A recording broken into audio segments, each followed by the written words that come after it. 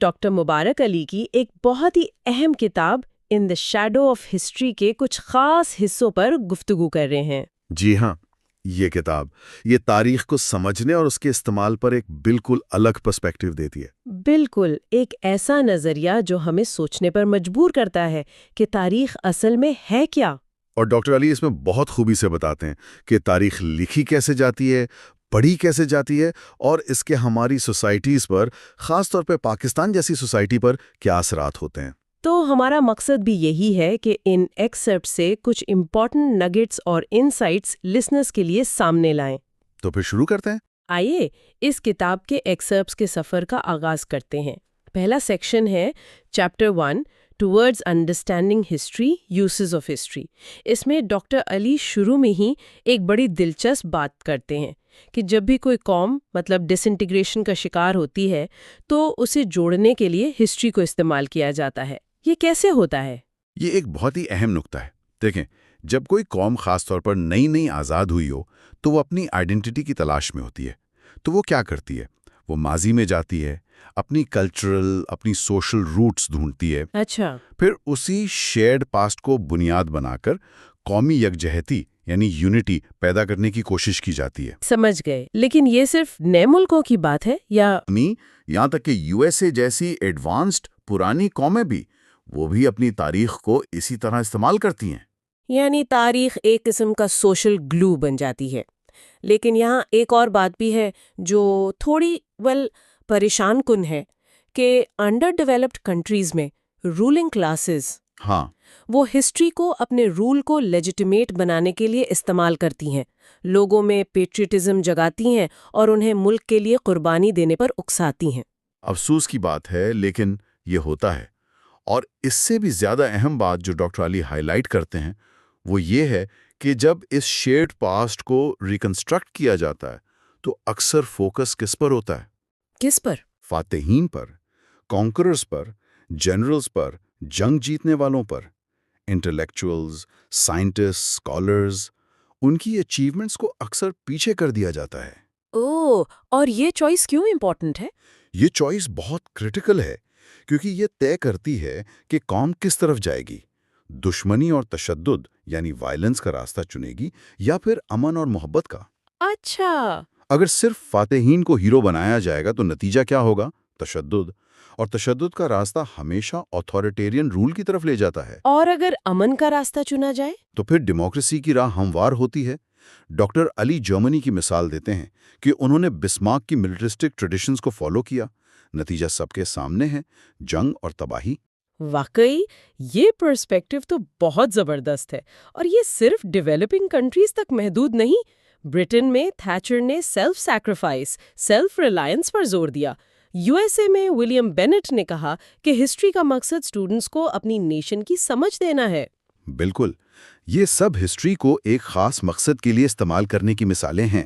اب سوال یہ پیدا ہوتا ہے کہ پاکستان میں یہاں نیشنل آئیڈینٹی بنانے کے لیے ہسٹری کیسے استعمال ہو؟ ہاں، یہ اہم سوال ہے۔ ڈاکٹر علی کہتے ہیں کہ ہسٹری لوگوں کو ون نیشن بننے کے لیے انسپائر کر سکتی ہے، ٹھیک ہے، لیکن اکیلے نہیں کر سکتی۔ اچھا، پھر کیا چاہیے؟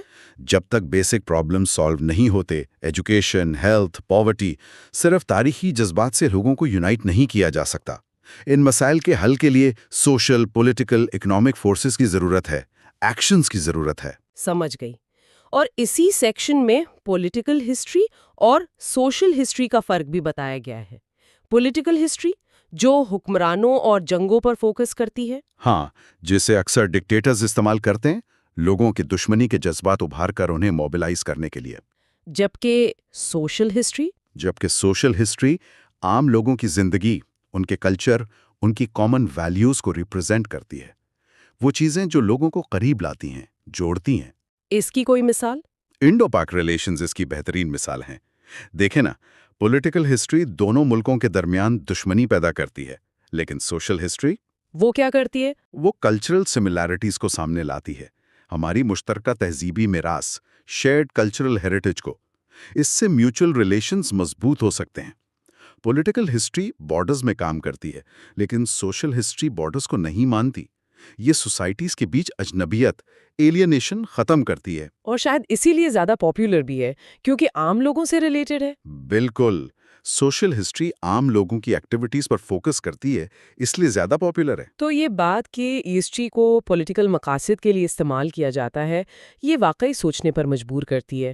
لیکن اگر ایسا ہے تو پھر ڈاکٹر علی کہتے ہیں کہ اسے پڑھنا ضروری کیوں ہے؟ یہ ڈسکشن ملتی ہے chapter 2 why should we study history میں۔ اکثر لوگ یہ سوال کرتے ہیں نا کہ گزری ہوئی باتوں کو پڑھنے کا کیا فائدہ؟ ہاں، یہ سوال بہت عام ہے اور ڈاکٹر علی اس کا بہت خوبصورت جواب دیتے ہیں۔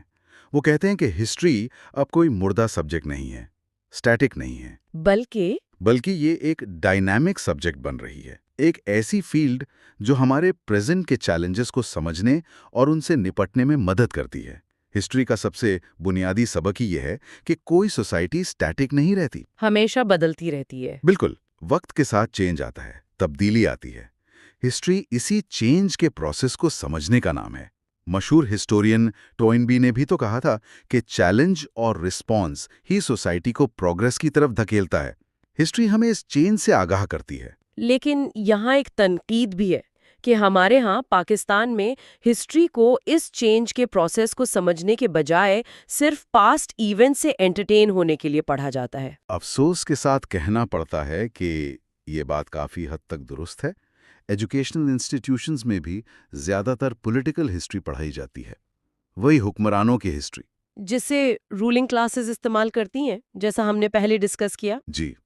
یا پھر ایک اور ٹرینڈ یہ ہے کہ ہسٹری کو مذہبی ڈیووشن کے ساتھ لکھا اور پڑھا جاتا ہے، اپنے سیکٹیرین ویوز کو سپورٹ کرنے کے لیے۔ اس سے تو ہسٹری کا سکوپ بہت کم ہو جاتا ہے نا؟ بالکل، بہت محدود ہو جاتا ہے اور اس کی کریڈیبلٹی پر بھی سوال اٹھتا ہے۔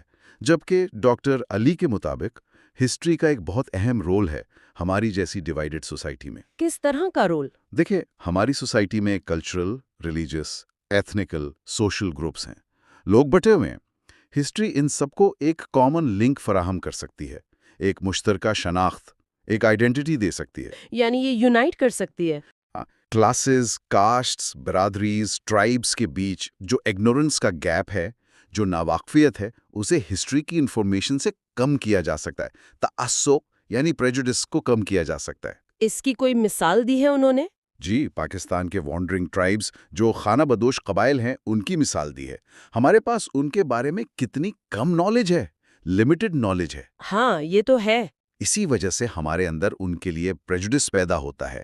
اگر ہسٹری کے ذریعے ان کی اوریجن، ان کے کلچر کو ریکنسٹرکٹ کیا جائے تو نہ صرف انہیں آئیڈینٹی ملے گی بلکہ سوسائٹی میں ان کے لیے رسپیکٹ بھی پیدا ہوگی۔ ان کے کلچر کی خوبصورتی کو جان کر ہمارے تعصبات کم ہو سکتے ہیں۔ یہ تو بہت اہم بات ہے۔ اور اسی طرح ہسٹری دوسری سوسائٹیز اور کلچرز کے بارے میں بھی ہمارے پریجوڈسز ختم کر سکتی ہے۔ یقیناً، ہم اکثر ہندو ریچولز کو یا کسی اور کلچر کی رسموں کو عجیب سمجھتے ہیں، کمتر سمجھتے ہیں، لیکن ڈاکٹر علی کہتے ہیں کہ اگر ہم اینشنٹ ہسٹری پڑھیں تو ان ریچولز کی اوریجنز، ان کی ایوولوشنری ڈیولپمنٹ سمجھ آتی ہے۔ اچھا۔ اور جب وہ سمجھ آتی ہے تو وہ چیزیں ہمیں زیادہ ایکسیپٹیبل، زیادہ رسپیکٹیبل لگنے لگتی ہیں۔ ہر سوسائٹی کے ریچولز، فیسٹیولز، ویلیوز، لاز، یہ سب ہسٹوریکل پروسیس کا پروڈکٹ ہے۔ تو اس سمجھ سے ہمارا ذہن کھلتا ہے۔ بالکل، ہمارا ذہن وسیع ہوتا ہے، تعصب کم ہوتا ہے۔ ہسٹری یہ فیصلہ نہیں کرتی کہ کون سا مذہب صحیح ہے یا غلط، یہ اس کا کام ہی نہیں ہے۔ ہر ریلیجن کی اپنی ہسٹوریکل امپورٹنس ہے۔ اور آج کی دنیا میں تو یہ اور بھی ضروری ہے، بہت ضروری۔ آج کی شرنکن ورلڈ میں جہاں نیشنز اور کلچرز مکس ہو رہے ہیں، قریب آ رہے ہیں، ہسٹری کا کام ہے انفارمیشن پرووائڈ کرنا، ایسے ایسپیکٹس پروجیکٹ کرنا جو ریلیشنز کو ہارمونائز کریں۔ ہسٹری کا فوکس انسان ہے اور اس ہیومنسٹک اپروچ سے نفرت ختم ہوتی ہے اور ہر نیشن کے لیے رسپیکٹ پیدا ہوتی ہے۔ ہسٹری کلیکٹیو میموری کا ریکارڈ بھی رکھتی ہے۔ یہ بھی ایک پوائنٹ ہے جو لوگوں کے وجود یعنی ایگزسٹنس کی کنٹینیوٹی کے لیے ضروری ہے۔ جی ہاں، لیکن یہاں پھر وہی تنقید آتی ہے کہ ہماری سوسائٹی میں رولنگ کلاسز کی ہسٹری لکھی جاتی ہے، لوگوں کی سوشل اور کلچرل ہسٹری نگلیکٹ ہوتی ہے۔ اور اس کا نتیجہ؟ نتیجہ یہ ہے کہ لوگوں کی کلیکٹیو میموری شارٹ ہوتی ہے، کمزور ہوتی ہے، اور پھر ہم وہی غلطیاں بار بار دہراتے ہیں، وہی پولیٹیشنز بار بار پاور میں آ جاتے ہیں۔ مختصراً پھر ہسٹری کا اصل مقصد کیا ہوا ڈاکٹر علی کے نزدیک؟ مختصراً ہسٹری سوسائٹی کو سیلف کانشیس بناتی ہے، اپنے آپ سے آگاہ کرتی ہے اور اسے نیشنز کی کمیونٹی میں اپنی پوزیشن ڈٹرمن کرنے میں مدد دیتی ہے۔ یہ ہے اصل وجہ کہ ہمیں ہسٹری کیوں پڑھنی چاہیے۔ یہ واقعی ایک پاورفل آرگیومنٹ ہے ہسٹری پڑھنے کے حق میں۔ اب ہم آگے بڑھتے ہیں chapter 3 what is grass roots history کی طرف۔ یہ کانسیپٹ یہ تھوڑا نیا سا لگ رہا ہے، گراس روٹس ہسٹری، اس کا کیا مطلب ہے؟ ہاں، یہ کانسیپٹ اس خیال سے نکلا ہے کہ جیسے جیسے سوسائٹیز ڈیموکریٹائز ہو رہی ہیں، عام لوگوں کی آواز امپورٹنٹ ہو رہی ہے، تو ہسٹری کا فوکس بھی بدلنا چاہیے۔ کیسے بدلنا چاہیے؟ اب تاریخ صرف بادشاہوں، جنرلز یا ایلیٹ کلاس کی کہانی نہیں ہونی چاہیے، بلکہ عام لوگوں کی ڈے ٹو ڈے لائف، ان کی روزمرہ کی زندگی پر بھی فوکس کرنا چاہیے۔ اسی کو گراس روٹس ہسٹری کہا گیا ہے۔ اچھا، تو یہ شروع کہاں سے ہوئی؟ اس کا اوریجن کیا ہے؟ اس کی ابتدا جرمنی میں کچھ نان ایکیڈیمک ہسٹورینز نے کی۔ انہوں نے اورل ہسٹری کی میتھڈالوجی استعمال کی، یعنی لوگوں سے انٹرویوز کیے، ان کی باتیں ریکارڈ کی۔ کس لیے؟ جرمنی کی ایوری ڈے لائف کو ڈسکور کرنے کے لیے، خاص طور پر تھرڈ رائک کے دور کی، ہٹلر کے ٹائم کی۔ ان انٹرویوز سے وہ ایسپیکٹ سامنے آئے جو آفیشل ہسٹورینز نے اکثر اوائڈ کیے تھے۔ تو اس سے ایک نیو کائنڈ کی ہسٹری سامنے آئی، آفیشل ہسٹری سے مختلف؟ بالکل، official history state papers, archives, documents پر بیسڈ ہوتی ہے۔ وہ official point of view represent کرتی ہے۔ اسے کہتے ہیں ہسٹری فرام ابو۔ اور یہ گراس روٹس ہسٹری؟ یہ آلٹرنیٹیو ہسٹری ہے، اسے ہسٹری فرام بلو بھی کہتے ہیں۔ یہ عام آدمی کے ایکسپیرینس کو بیان کرتی ہے اور اس کا کینوس بہت وسیع ہے۔ وسیع کس طرح؟ کیا کیا آتا ہے اس میں؟ سب کچھ، چیزوں کی قیمتیں، housing, traffic, crimes, food, games, family life, education, health, agriculture, taxation, clubs, book reading habits, پڑوسیوں سے ریلیشنز، مطلب زندگی کے تمام ایسپیکٹس۔ یہ سلیکٹیو نہیں ہوتی۔ پاکستان کے کانٹیکسٹ میں اس کی کیا اہمیت ہے؟ ڈاکٹر علی کہتے ہیں کہ یہاں اس کی شدید ضرورت ہے۔ کیوں؟ کیونکہ پاکستان میں دیکھیں نا، پچھلے کچھ ڈیکیڈز میں کتنی تیزی سے تبدیلیاں آئی ہیں۔ ایوب خان کا دور، زیڈ بھٹو کا دور، ضیاء کا دور، ان پیریڈز میں عام لوگوں کی ڈیلی لائف کیسے بدلی، ویلیوز کیسے ڈیٹیریوریٹ ہوئیں، سوسائٹی ڈکلائن ہوئی یا سٹیبلائز ہوئی۔ ہاں، یہ سوالات تو ہیں۔ اور ان سوالات کے جواب یہ انڈیویجولز کے اکاؤنٹ سے ہی ٹریس کیے جا سکتے ہیں، ان کی یادوں سے، ان کے تجربات سے۔ گراس روٹس ہسٹری اس چینج کو سمجھنے کا ایک بہترین ٹول ہے۔ تو یہ صرف ایکیڈیمک انٹرسٹ کی بات نہیں، اس کا پریکٹیکل فائدہ بھی ہے، پولیٹیشنز کے لیے، ریفارمرز کے لیے۔ یقیناً ان کے لیے یہ ایک بہت یوزفل ٹول ہے، سوسائٹی کے چینجنگ پیٹرنز کو سمجھنے کے لیے، سوشل پرابلمز کو سمجھنے کے لیے، اور کیونکہ یہ لوگوں کے دلوں سے نکلتی ہے، اس لیے اس میں دکھ بھی ہوتا ہے، تکلیفیں بھی ہوتی ہیں، آزمائش بھی ہوتی ہے، لیکن ساتھ ہی لوگوں کی ول، ان کی کریج، ان کی پرسسٹنس بھی نظر آتی ہے کہ کیسے انہوں نے مشکل حالات، حتیٰ کہ ٹائرینیکل رول کا بھی مقابلہ کیا۔ یہ انسانی جذبے کی فتح کی داستان بھی ہوتی ہے۔ یہ ہسٹری فرام بلو کا کانسیپٹ تو واقعی بہت دلچسپ ہے، عام لوگوں کی کہانیاں۔ لیکن یہاں سے ایک اور سوال ذہن میں آتا ہے، اگر ہسٹری عام لوگ بتا رہے ہیں اور ہم نے پہلے بات کی کہ ہر ہسٹورین کا اپنا بائس ہوتا ہے، تو پھر ہم ہسٹری کو پڑھیں کیسے؟ کس طرح یقین کریں؟ اس پر اگلا سیکشن بات کرتا ہے، chapter 4 how should history be read. یہ ایک انتہائی اہم سوال ہے اور ڈاکٹر علی اس کو بہت وضاحت سے ایڈریس کرتے ہیں۔ وہ کہتے ہیں کہ یہ بات سمجھ لینی چاہیے کہ کوئی بھی ہسٹورین مطلقاً غیر جانبدار، کمپلیٹلی امپارشل نہیں ہو سکتا۔ اچھا۔ ہر ہسٹورین کا اپنا پوائنٹ آف ویو ہوتا ہے، اس کی لائکس، ڈس لائکس اس کی رائٹنگز میں ریفلیکٹ ہوتی ہیں، اور ہر ہسٹری ایک خاص ماحول میں، ایک کانٹیکسٹ میں لکھی جاتی ہے جو اس کی ایکسپلینیشن پر اثر کرتی ہے۔ اس لیے ریڈر کے لیے دو چیزیں ذہن میں رکھنا ضروری ہیں۔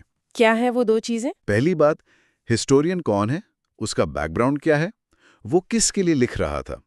یہ جاننا اس کے ممکنہ پریجوڈسز اور انٹرپریٹیشن کو سمجھنے میں مدد دیتا ہے۔ مثال کے طور پر کورٹ ہسٹورینز جو درباری مورخ ہوتے تھے، ظاہر ہے وہ اپنے پیٹرن کنگ کو گلوریفائی کریں گے، اس کی کمزوریوں کو بھی نوبلٹی بنا کر پیش کریں گے۔ جیسے شمس سراج عفیف نے فیروز شاہ تغلق کی تاریخ لکھی، تو اس نے ایک واقعہ لکھا کہ بادشاہ نے کرپشن کو روکنے کے بجائے خود ایک سپاہی کو رشوت دینے میں مدد کی۔ عفیف نے اسے بادشاہ کی رحم دلی بنا کر پیش کیا۔ لیکن سمجھدار ریڈر اس سے کیا نتیجہ نکال سکتا ہے؟ بالکل، سمجھدار ریڈر فوراً سمجھ جائے گا کہ اس سے پتہ چلتا ہے کہ ایڈمنسٹریشن میں کرپشن تھی اور کنگ کمزور تھا یا اسے روکنا نہیں چاہتا تھا۔ تو آپ ہسٹورین کی لائن کے درمیان پڑھ سکتے ہیں، یعنی ریڈ بٹوین دا لائنز۔ اس کے برعکس بھی مثالیں ہوں گی، یعنی وہ ہسٹورینز جنہیں رائل پیٹرنیج نہیں ملی۔ ہاں بالکل، ضیاء الدین برنی تھے، عبد القادر بدایونی تھے، انہیں رولرز سے وہ پذیرائی نہیں ملی، اس لیے انہوں نے اپنے کنٹمپریری رولرز کو کافی کرٹیسائز کیا۔ مغل دور میں ابو الفضل کو دیکھیں، وہ اکبر کو گلوریفائی کرتے ہیں، جبکہ بدایونی جو ان سے خوش نہیں تھے وہ اکبر میں ویکنیسز ڈھونڈتے ہیں۔ تو ایک ہی شخص کی دو مختلف تصویریں۔ جی ہاں، ریڈر کو دونوں پڑھ کر ہسٹورین کے بیک گراؤنڈ کو سمجھ کر اپنی رائے قائم کرنی چاہیے۔ یہ تو ہوئی ہسٹورین کی بات، دوسری اہم چیز کیا تھی؟ دوسری امپورٹنٹ چیز ہے ہسٹری کس دور میں لکھی گئی۔ یہ بہت اہم ہے۔ اکثر ایسا ہوتا ہے کہ ایک ڈائناسٹی کی ہسٹری اس کے بعد آنے والی ڈائناسٹی کے دور میں لکھی جاتی ہے جو اسے ہراتی ہے۔ جیسے امیادز کی ہسٹری عباسیدز کے دور میں لکھی گئی، سوری ڈائناسٹی کی ہسٹری مغلز کے دور میں۔ نتیجہ کیا ہوتا ہے؟ ان ڈائناسٹیز کو کبھی کوئی سمپتھیٹک ہسٹورین نہیں ملا، ان کے ساتھ انصاف نہیں ہوا۔ تو ان کے ساتھ کیا کیا گیا؟ ان کو کیسے پورٹرے کیا گیا؟ ان کو کمتر دکھایا گیا، ان کی اچیومنٹس کو کم کیا گیا۔ ابو الفضل نے شیر شاہ سوری کو، اتنا بڑا ایڈمنسٹریٹر اور جنرل تھا، اس کو ہمیشہ شیر خان لکھا، یعنی ایک ٹرائبل لیڈر، بادشاہ نہیں مانا۔ اچھا۔ ہیمو بکال، جس نے مغلز کو کتنی سخت ٹکر دی، اس کو صرف بکال یعنی شاپ کیپر کہا گیا، اس کی ایبلٹیز کو اگنور کیا گیا۔ ابراہیم لودھی کو مغل ہسٹورینز نے انکیپیبل پینٹ کیا تاکہ بابر کے حملے اور مغل رول کو جسٹیفائی کیا جا سکے، حالانکہ وہ اپنے کنگڈم کو ڈیفینڈ کرتے ہوئے مارا گیا تھا۔ حجاج بن یوسف کی بھی مثال دی گئی ہے۔ ہاں، حجاج بن یوسف کو عباسد ہسٹورینز نے بالکل بلڈ تھرسٹی بنا دیا۔ اس کے جو پازیٹیو کنٹریبیوشنز تھے ایڈمنسٹریشن میں، ان کو بالکل اگنور کر دیا، اور یہ ڈسٹورشنز، یہ غلط تصویریں آج تک قائم ہیں۔ اور یہ صرف پرانے وقتوں کی بات نہیں، ماڈرن ہسٹری میں بھی ایسا ہوتا ہے۔ بالکل، ماڈرن ہسٹری بھی اس کمزوری سے فری نہیں۔ ایسٹ انڈیا کمپنی کے ٹائم لکھی گئی ہسٹری نے ان کے کانکویسٹ کو جسٹیفائی کیا۔ انہوں نے انڈین سٹیٹس پر قبضے کو ایسے دکھایا جیسے وہ رولرز بہت کرپٹ اور ڈیباچ تھے، اس لیے انگریزوں کا آنا ضروری تھا۔ اور 1857 کے ایونٹس کو صرف میوٹنی کہا گیا، اس کی جو اصل اہمیت تھی اس کو کم کرنے کی کوشش کی گئی۔ تو اگر ریڈر یہ پوائنٹ ذہن میں رکھے کہ ہسٹورین کون ہے اور ہسٹری کب لکھی گئی، تو وہ ہسٹری کو بہتر سمجھ سکتا ہے، کریٹیکل تھنکنگ کے ساتھ۔ یہ واقعی بہت کام کی باتیں ہیں ہسٹری پڑھتے وقت ذہن میں رکھنے کے لیے۔ اس سے یہ بھی اندازہ ہوتا ہے کہ آبجیکٹیو ٹروتھ تک پہنچنا کتنا مشکل ہے، اور شاید یہ مشکل اور بھی بڑھ جاتی ہے جب بات ہو بالکل ریسنٹ ہسٹری کی، جس پر اگلا سیکشن ہے chapter 5 writing of current history. اس میں کیا چیلنجز بتائے گئے ہیں؟ کرنٹ ہسٹری لکھنا یعنی اپنے ہی دور کی یا بالکل قریبی ماضی کی ہسٹری، یہ ہمیشہ سے سب سے مشکل کام رہا ہے۔ اس کی بنیادی وجہ ڈاکٹر علی بتاتے ہیں کہ لوگ اس میں ایموشنلی بہت زیادہ انوالوڈ ہوتے ہیں، جذباتی وابستگی ہوتی ہے۔ یہاں تک کہ ہسٹورینز بھی امپارشل نہیں رہ پاتے۔ ایک جرمن ہسٹورین مومسن کا مشہور قول ہے، ہسٹری نفرت یا محبت کے بغیر نہ لکھی جاتی ہے نہ بنائی جاتی ہے، ایموشن شامل ہو ہی جاتا ہے۔ اس کی کچھ مثالیں دی ہیں ڈاکٹر علی نے مشہور ہسٹورینز کی، جو ان کے اپنے کلچر کے ہیروز تھے، لیکن انہیں ریئلائز ہوا کہ اگر وہ ایسا کریں گے تو ہر ریڈر یا تو دوست ہوگا یا دشمن، نیوٹرل کوئی نہیں رہے گا۔ اس لیے انہوں نے ایک دور کا ٹاپک چن لیا، رومن امپائر کا زوال۔ اچھا۔ اسی طرح ہندوستان میں سر جادوناتھ سرکار پہلے 1857 پہ لکھنا چاہتے تھے، لیکن انہیں ڈر تھا کہ اتنے ریسنٹ اور سینسٹیو ٹاپک پر لکھنے سے برٹش گورنمنٹ ناراض ہو سکتی ہے، اس لیے انہوں نے بھی پروجیکٹ چھوڑ دیا اور اورنگزیب پر لکھنے کا فیصلہ کیا۔ تو پاکستان میں کرنٹ ہسٹری لکھنے والوں کو بھی یہی مسائل درپیش ہے؟ پاکستان کی ہسٹری تو ویسے ہی بہت ریسنٹ ہے۔ بالکل، بکر علی کہتے ہیں کہ پاکستان کے ہسٹورینز جو اب ویسے بھی بہت کم رہ گئے ہیں، اسی پرابلم کو فیس کر رہے ہیں۔ لوگ ایموشنلی انوالوڈ ہیں، پریجوڈسڈ ہیں اور اپنے ویوز کے خلاف کچھ پڑھنے کو تیار نہیں۔ لوگ اپنی غلطیاں ماننے کے بجائے اپنے ایکشنز کی رائچسنس پر انسسٹ کرتے ہیں۔ اس کا نتیجہ کیا نکلا ہے پاکستان کی ہسٹوریوگرافی پر، تاریخ نویسی پر؟ شروع میں 1947 کے فوراً بعد جو ہسٹری لکھی گئی وہ زیادہ تر ہندو مسلم کانفلکٹ کے نیریٹو کے گرد گھومتی تھی، اور یہ ویو اتنی فورسبلی امپوز کیا گیا ہے کہ آج بھی اس کے خلاف لکھنے کی زیادہ اجازت نہیں ملتی۔ اور دوسرے ہسٹوریکل ایسپیکٹس؟ وہ نگلیکٹ ہو گئے، جیسے کانگریس میں مسلمز کا رول، غدر موومنٹ، انڈین نیوی کی میوٹنی، تلنگانہ موومنٹ، یا وہ نیشنلسٹ مسلم لیڈرز جو پاکستان کے خلاف تھے۔ ان سب کو ہمارے آفیشیل نیریٹو سے یا تو نکال دیا گیا یا بہت کم اہمیت دی گئی۔ اور بعد کے ادوار میں کیا ہوا؟ سوسائٹی جب چینج ہوئی، بعد میں سوسائٹی مزید فریگمنٹڈ ہو گئی۔ Different political, religious, social groups اپنے اپنے انسولر آؤٹ لک کے ساتھ ابھرے، اور کیونکہ ڈیموکریٹک پروسیس کمزور رہا، لوگوں کا رول کم ہو گیا اور پولیٹیکل لیڈرز کی ہیرو ورشپ اتنی بڑھ گئی کہ ان پر تنقید نہیں ہو سکتی۔ بالکل، انہیں سائنٹیفکلی جج کرنے کی کوشش پر شور مچ جاتا ہے۔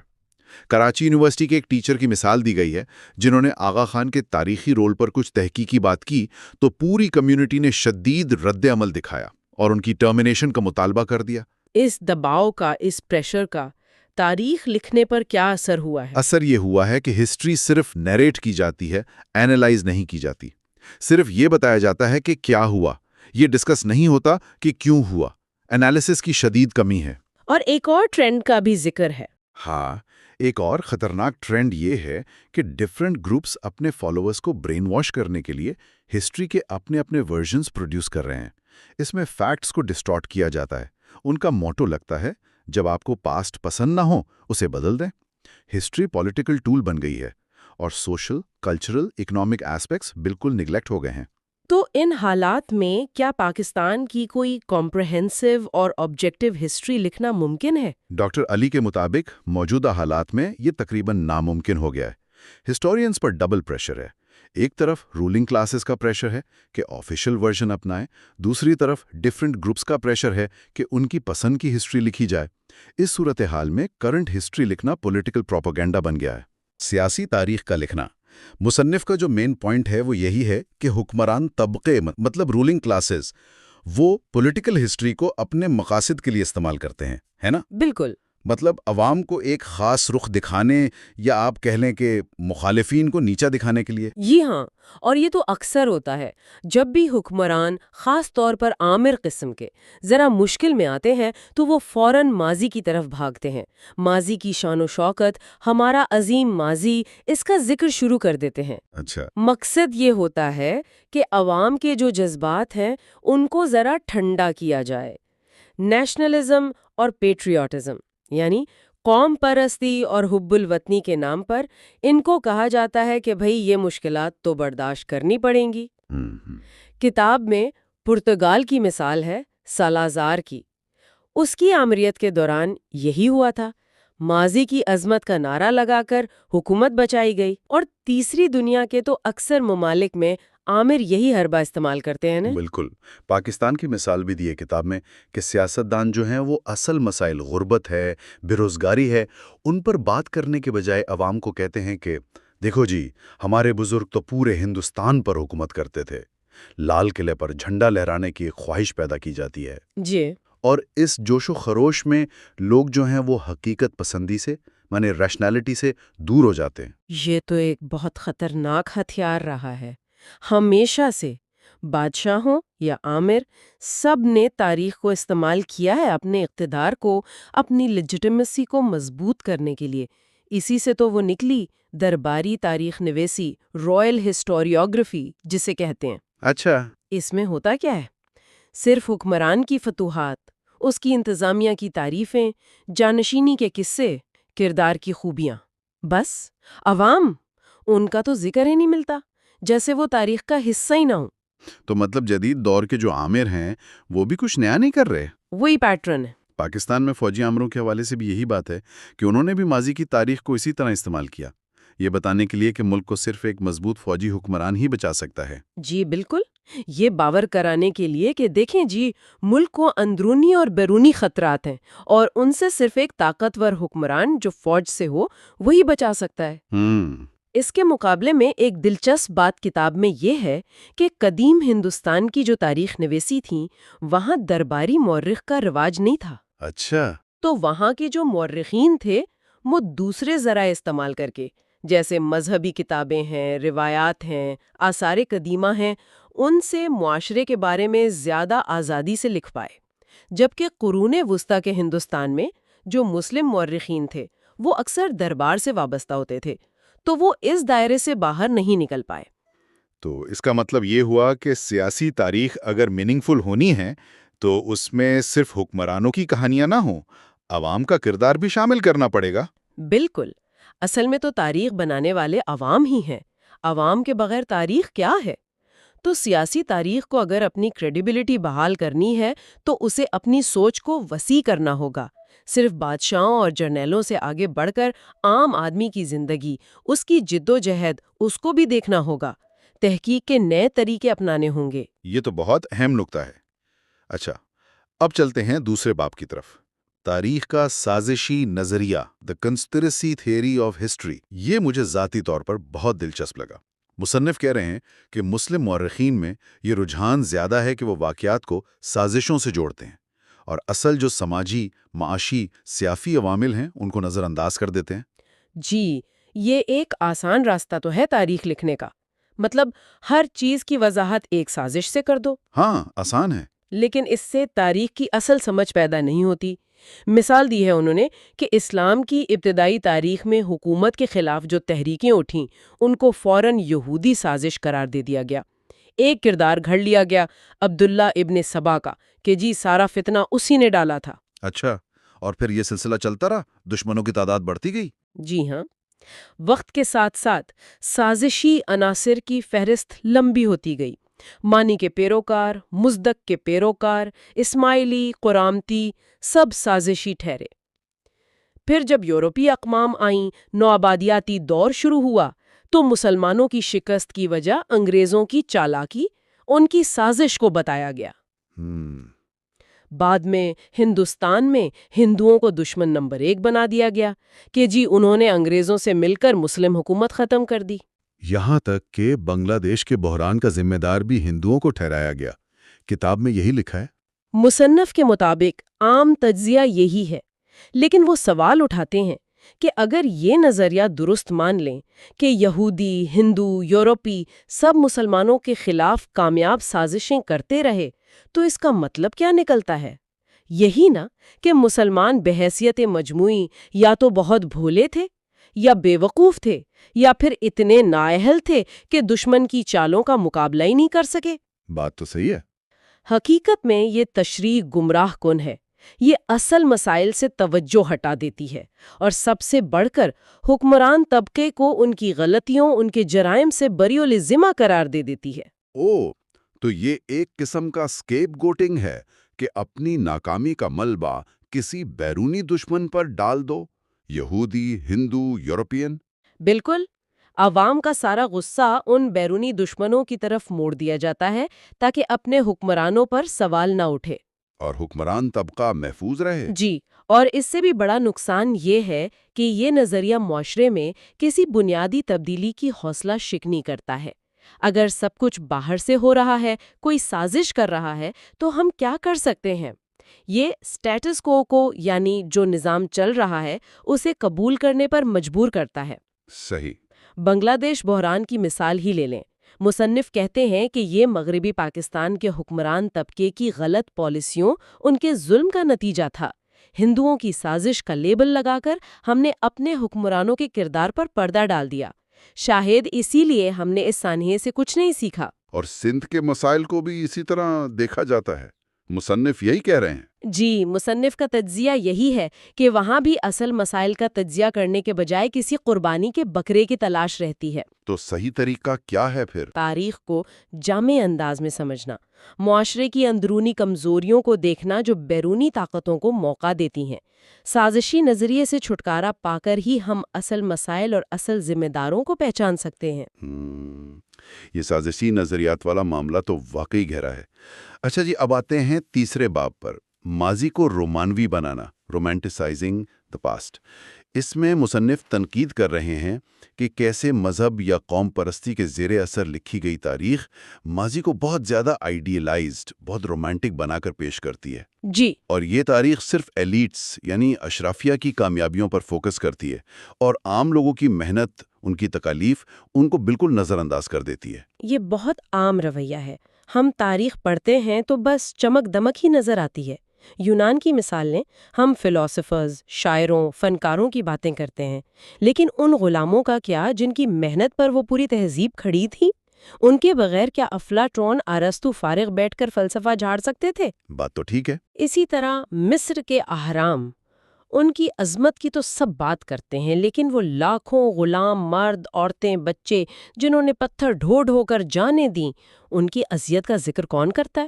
واہ، یہ تو بالکل مختلف پرسپیکٹیو ہے، یعنی ہر چمکتی چیز کے پیچھے ایک اندھیرا بھی ہے۔ بالکل، اور وہ اندھیرا اکثر عوام کی، محنت کشوں کی، غلاموں کی زندگیوں کا ہوتا ہے۔ توتن خامن کا ذکر ہے کتاب میں، اس کے تابوت میں 110 کلو سونا تھا۔ 110 کلو؟ جی، جو اس زمانے کے 35,000 مزدوروں کی ایک مہینے کی تنخواہ کے برابر تھا۔ سوچیں ذرا۔ ناقابل یقین۔ اسی طرح انڈسٹریل ریولوشن، صنعتی انقلاب، اس کا سہرا سائنسدانوں اور سرمایہ داروں کو دیا جاتا ہے، ٹھیک ہے، لیکن ان مزدوروں کا کیا جنہوں نے روز 18 گھنٹے فیکٹریوں میں کام کیا، معمولی اجرت پر؟ ان کی زندگیاں تو تباہ ہو گئی نا اس انقلاب میں۔ یہاں تک کہ دریاؤں کو کریڈٹ دے دیا جاتا ہے۔ مصر نیل کا تحفہ ہے، سندھ سندھو کی دین ہے۔ جی، لیکن ان کسانوں کو بھول جاتے ہیں جنہوں نے نسلوں تک نہریں کھودیں، زمین کو آباد کیا۔ ان کے بغیر دریا تو بس بہتے رہتے۔ صحیح۔ تاج محل شاہ جہاں نے بنوایا، بہت خوب، لیکن وہ ہزاروں مزدور، کاریگر، خطاط، معمار، ان کا نام کہاں ہے تاریخ میں؟ ڈھاکہ کی ململ کی مثال دی ہے مصنف نے، کتنی تعریف ہوتی ہے اس کی، لیکن یہ کوئی نہیں بتاتا کہ اسے بنانے والے جولاہے کم عمری میں اندھے ہو جاتے تھے۔ او خدایا! خوبصورت قالین بنانے والے نوجوان ٹی بی سے، کنزمپشن سے مر جاتے تھے۔ یہ ہے رومانوی ماضی کی اصل قیمت۔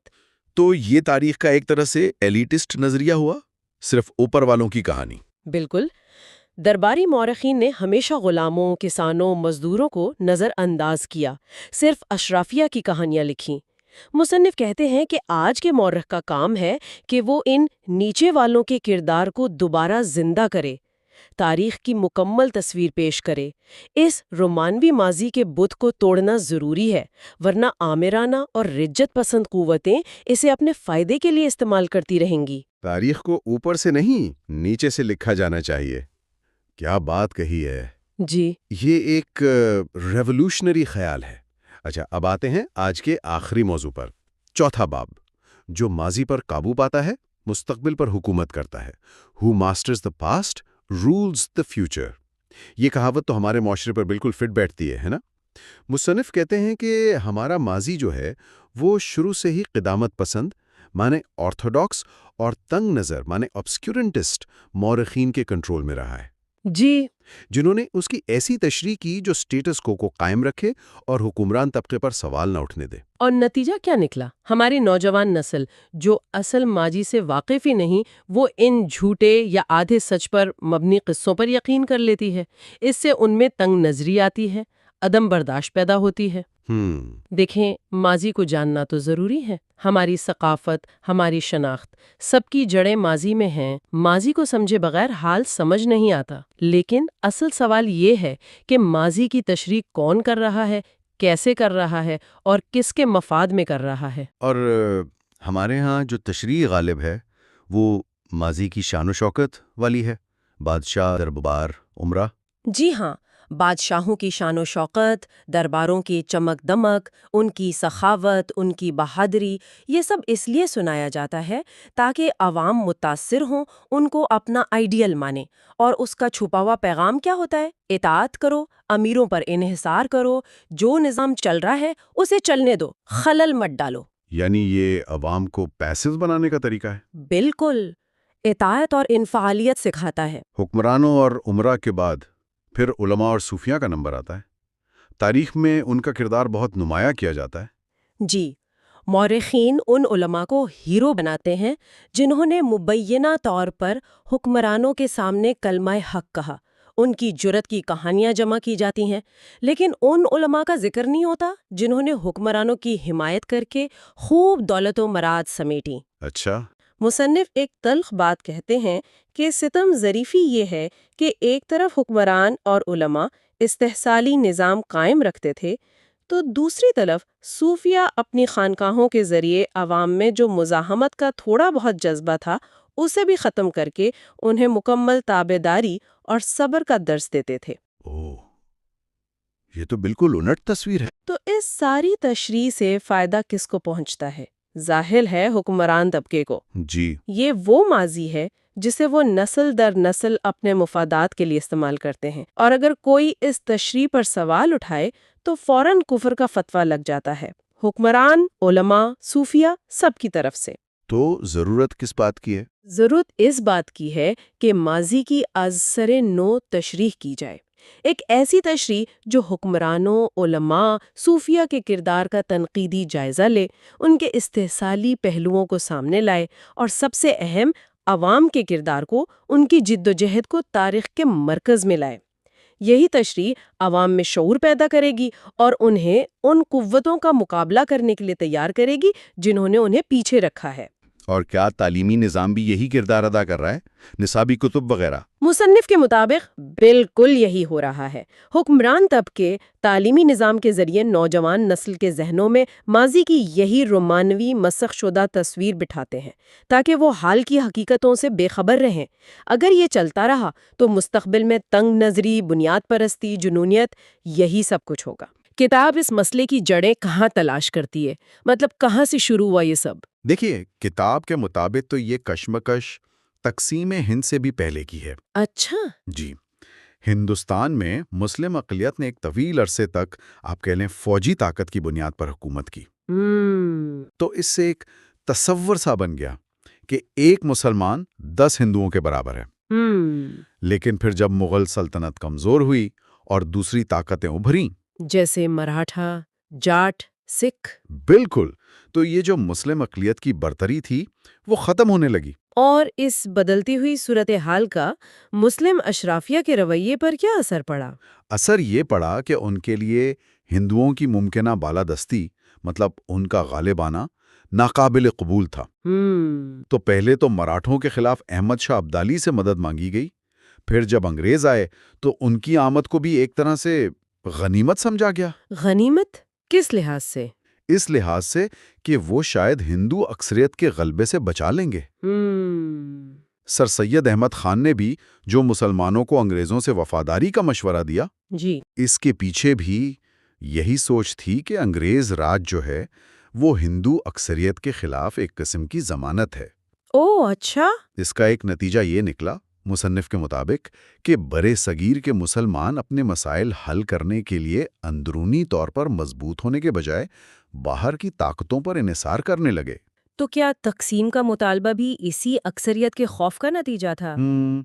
مصنف کی دلیل تو یہی بنتی ہے کہ جب انگریزوں کا جانا طے ہو گیا تو ایک متحدہ، سیکولر اور جمہوری ہندوستان میں اقلیت بن کر رہنے کے بجائے، جہاں ہندو اکثریت میں ہوتے، جی ہاں، اس کے بجائے ایک الگ ملک کا مطالبہ کیا گیا.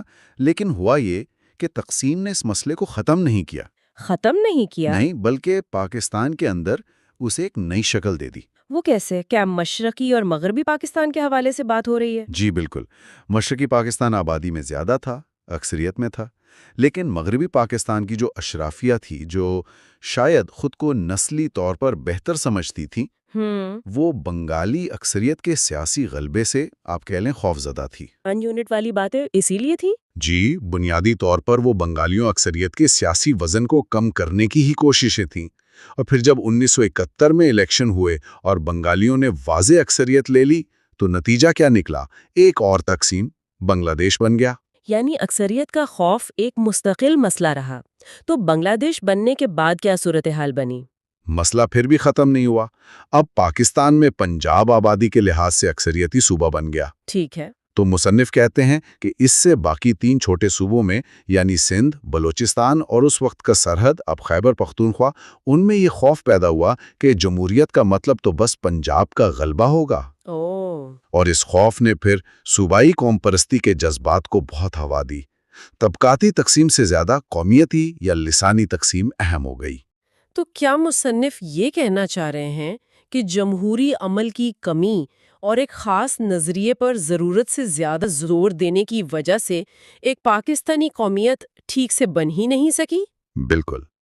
مصنف کا تجزیہ یہی سمت جاتا ہے کہ جمہوری اداروں کی کمزوری اور نظریہ پاکستان کی مختلف تشریحات پر زیادہ انحصار نے ایک متحدہ پاکستانی قوم بننے کے عمل کو یوں کہیں کہ سست کر دیا۔ اور اس کا نتیجہ؟ نتیجہ یہ کہ معاشرہ مزید بٹ گیا۔ مذہبی اقلیتیں ہیں جیسے شیعہ، احمدی، ہندو، پھر لسانی اور ثقافتی گروہ، سب خود کو غیر محفوظ محسوس کرنے لگے۔ ہر گروہ کو کسی نہ کسی اکثریت سے ڈر لگتا ہے۔ نتیجتاً بہت سے گروہوں نے پھر اپنے الگ ادارے بنا لیے، الگ رہائشی علاقے، یہاں تک کہ فلاحی تنظیمیں بھی الگ۔ اس سے معاشرے میں مزید علیحدگی پیدا ہوئی۔ کتاب میں اس کی کوئی مثال دی گئی ہے؟ جی، احمدیوں کی مثال خاص طور پر دی ہے کہ جنہیں قانونی طور پر خود کو مسلمان کہنے سے روکا گیا اور سماجی دباؤ کا بھی سامنا ہے۔ جی۔ اس عدم تحفظ کی وجہ سے ان کی ایک بڑی تعداد مغربی ملکوں میں ہجرت کر گئی ہے۔ اسی طرح MQM کا جو ابھار تھا وہ بھی اردو بولنے والی شہری آبادی کا، جو خود کو ایک طرح سے اقلیت سمجھتی تھی، اپنے حقوق کے لیے متحد ہونا تھا۔ تو تاریخ کا سبق کیا ہے اس میں؟ سبق یہی ہے کہ جب اقلیتوں کو حقوق نہیں ملتے، جب وہ خوف محسوس کرتی ہیں، تو وہ یا تو علیحدگی کا راستہ اپناتی ہیں یا پھر باہر سے مدد ڈھونڈتی ہیں۔ تو اس پیچیدہ مسئلے کا حل مصنف کیا بتاتے ہیں؟ ڈاکٹر مبارک علی کے مطابق اس اکثریت اقلیت کی کشمکش کا اگر کوئی پائیدار حل ہے تو وہ صرف ایک حقیقی سیکولر اور جمہوری نظام میں ہے۔ یعنی ایسا نظام؟ جی، جہاں ہر شہری کو مذہب، زبان یا نسل کی تفریق کے بغیر برابر کے حقوق ملیں اور سیاسی عمل میں شرکت کا پورا موقع ملے۔ صرف تبھی یہ اقلیتی خوف کم ہو سکتا ہے اور ایک مشترکہ پاکستانی قومیت بن سکتی ہے۔ یہ واقعی ایک بہت اہم نقطہ ہے۔ اب ہم اگلے متعلقہ موضوع پر آتے ہیں۔ کتاب میں یہ پاکستان اور قومی سوال یعنی Pakistan and the national question کے عنوان سے ہے۔ یہاں مصنف کیا دلیل پیش کر رہے ہیں؟ یہاں مصنف یہ نقطہ اٹھاتے ہیں کہ پاکستان ایک ملک تو بن گیا، لیکن ایک قوم جسے کہتے ہیں وہ بننے کا جو ایک تاریخی عمل ہوتا ہے نا، وہ یہاں پوری طرح شروع ہی نہیں ہو سکا۔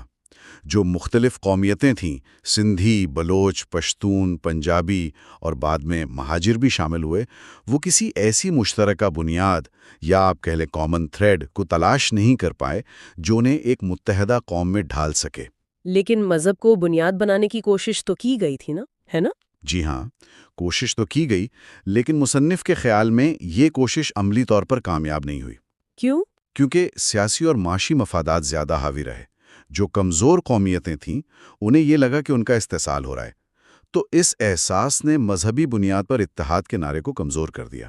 اور کیا وجوہات تھیں؟ مشترکہ زبان کا نہ ہونا بھی ایک مسئلہ تھا، پھر کمزور جمہوری ادارے، اظہار رائے پر پابندیاں، ان سب چیزوں نے بھی قوم سازی کے عمل کو نقصان پہنچایا۔ تو پھر اس خلا کو، اس کمی کو کس چیز نے پر کیا؟ مصنف کے مطابق اس خلا کو صوبائی سطح پر جو قوم پرست تحریکیں ابھریں انہوں نے پر کیا۔ اچھا۔